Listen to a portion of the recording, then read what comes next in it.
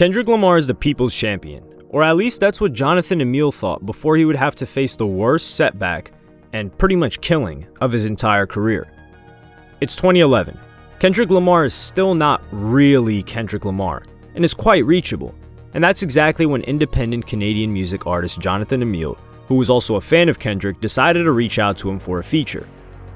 In 2008, an 18-year-old Freddie Villanueva was killed by police in Montreal, Quebec, Canada.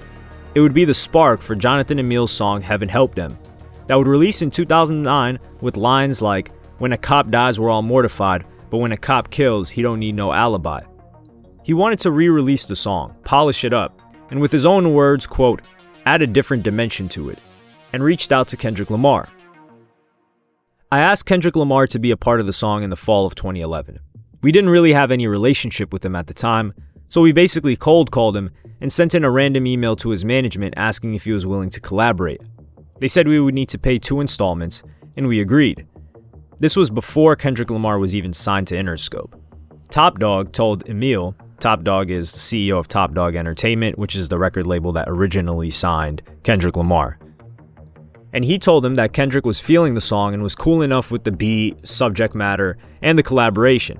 The business would be 2 payments, like we said, with Top Dawg saying that the paperwork would be handled by TDE lawyers at Emile's cost. So he put together money for the feature, which was a couple $1,000s.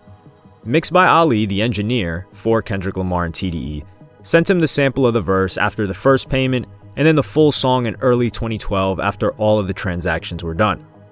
Emile wanted to follow up with lawyers to make sure everything was above board, but there was no longer any communication.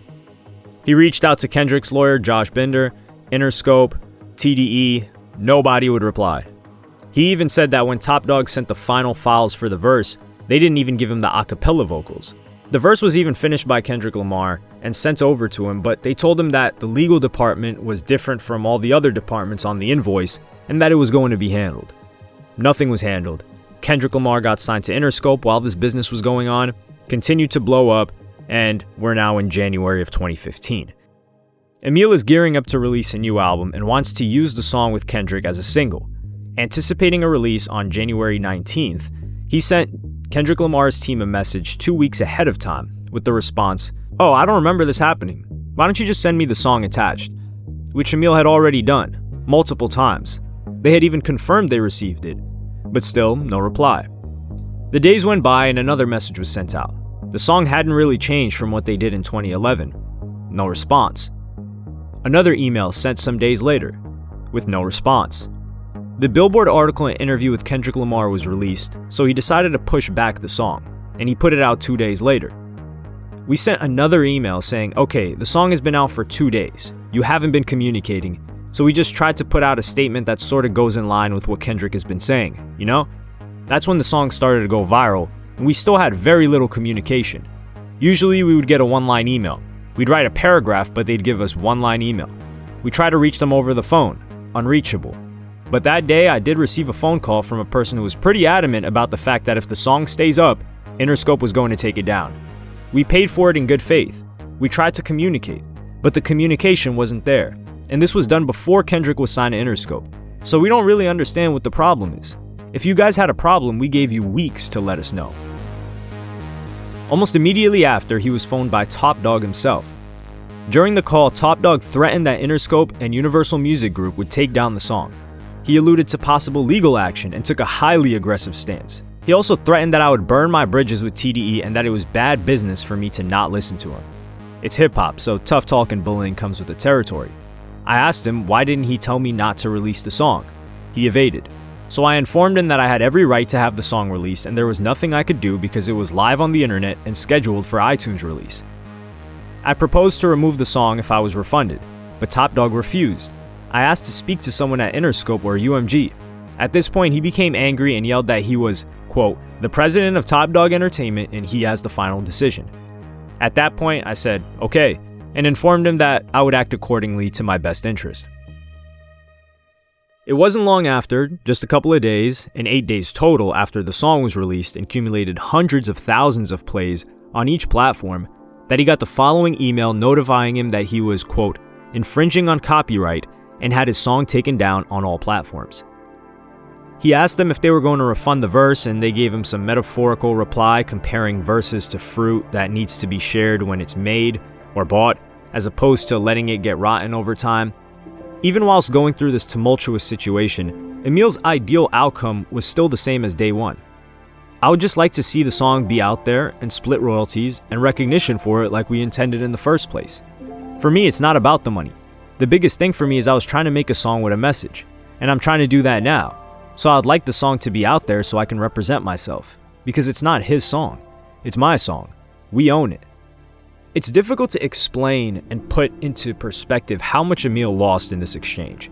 Not just the price of the feature, but this song was really blowing up and would have been massive for his career if it didn't get taken down as fast as it did.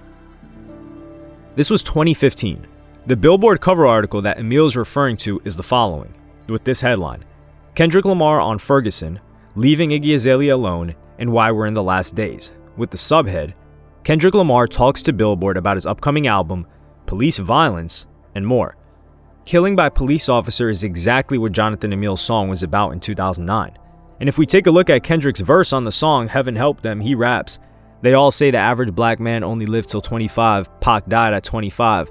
How many kids you know dead at 25? Now that's life, I know 10 that's crumbling in coffins, dead as a doorknob, fresh out of high school, and couldn't find no job, went straight to the grave. It's crazy how the Grim Reaper in love with such tender age." He matches the entire theme of the song, which is black men dying young, police brutality, which was the massive topic of discussion in hip-hop as well as his Billboard cover story, with Mike Brown being the biggest topic of discussion for months, and Kendrick even explicitly shouts out Jonathan Emil by name on the song. So this was the perfect time for a song like this to be released for Emil, who's independent. Kendrick Lamar was hitting new heights as a mainstream rapper, the topic of discussion in hip-hop was police violence, and the theme of their song together was police violence on youth.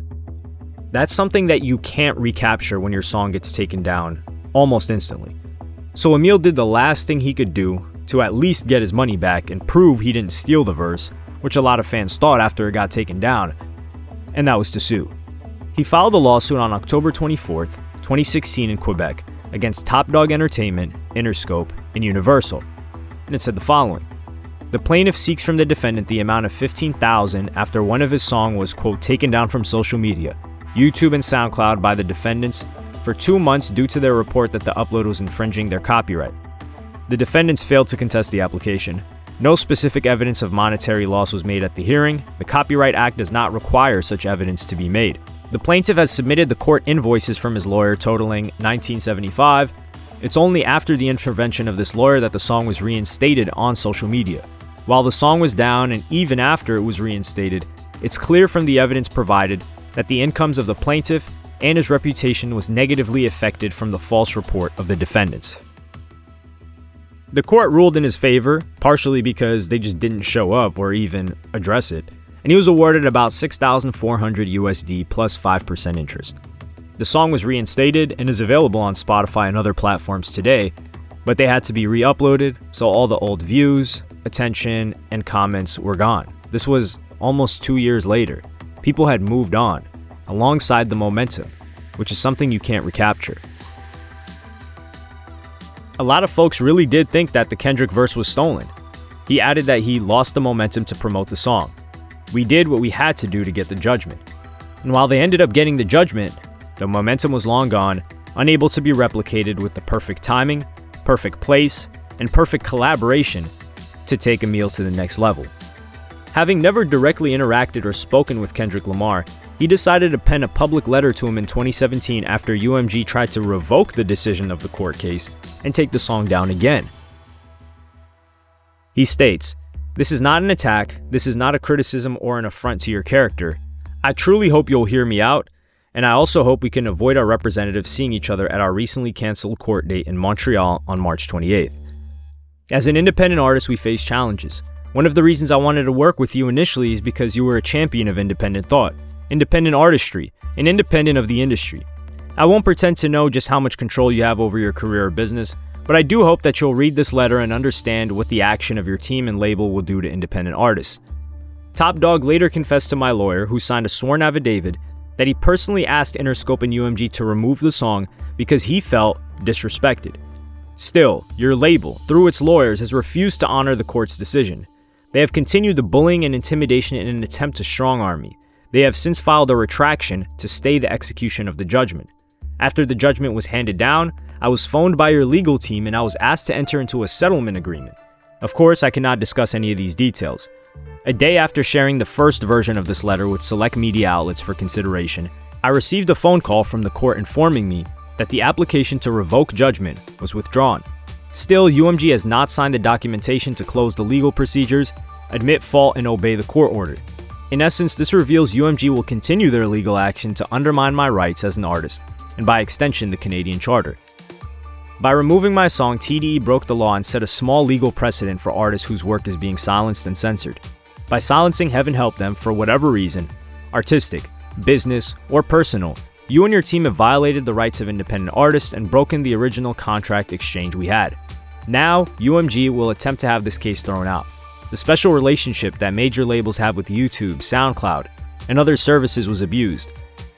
What TDE did opens the door to hundreds, perhaps thousands, of independent artists being compensated for false copyright claims made by major labels. As you can clearly see, the honor and integrity you represent as an artist is not being mirrored by the people who represent you. Never have I spoken ill of you, lashed out at you, or attacked you. This is simply because I truly believe we're not enemies or even adversaries, as we both fight oppression, injustice, and share our perspectives on the human condition with the world in our respective forms. I will continue to be in solidarity with you, but I will appeal to your greater sensibilities and ask you to honor our original agreement and hold your representatives to account. I can only hope you have this type of influence over these processes. To give credit to Kendrick Lamar, he seemed rather distant from everything that was going on since the beginning, other than recording the feature, and with this going to press outlets, either Kendrick Lamar saw it and told his team to fall back, or the more likely cases, his label and team saw how much worse their perception would be, and in part Kendrick Lamar's perception would be, as the people's champ, if they continue to try and drag this on legally by any means they have to try and keep the song down. And if we're all being honest here, the first takedown they did was enough to decimate the traction of the song, as well as any indication that this happened past a couple of days. The truth is, they got bad press for, 3-4 days. They allowed the song to stay up, and it was forgotten about. But had they decided to keep dragging it along in court, it would have been a case that people could follow. One of the small independent artists who was supporting the same causes that Kendrick Lamar was supporting, yet he was against the behemoth that is a major record label and one of the biggest rappers in the whole industry that's supposed to be for the small guy that's trying to take down the small guy that's sharing the same message as him when he already paid him for the feature. This is not the type of ongoing press that someone who's on Kendrick Lamar's team, or any artist for that matter, would want. Unless you're stinging about that paper when someone uses your music, which is completely understandable in a different story. Unfortunately for Emil, this never really ended well. Kind of ended in a tragedy. For Kendrick Lamar, he continued to be fine, but this is something that happens all the time in music.